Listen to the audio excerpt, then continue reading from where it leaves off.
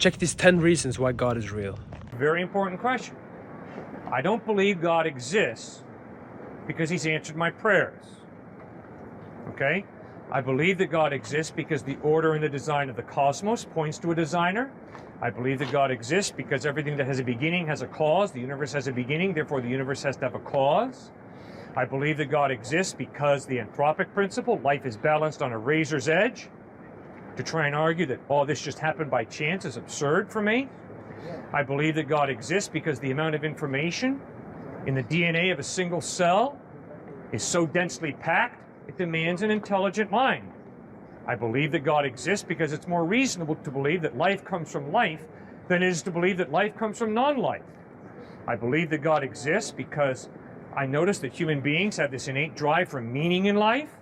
The only way there can be real meaning in life is if God created us for a purpose. And this innate drive that I notice that we human beings have for meaning is best explained by the fact that we were created for a purpose.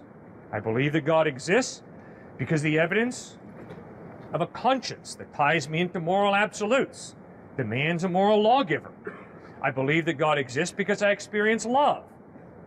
And if there is no God, love is simply a biochemical reaction.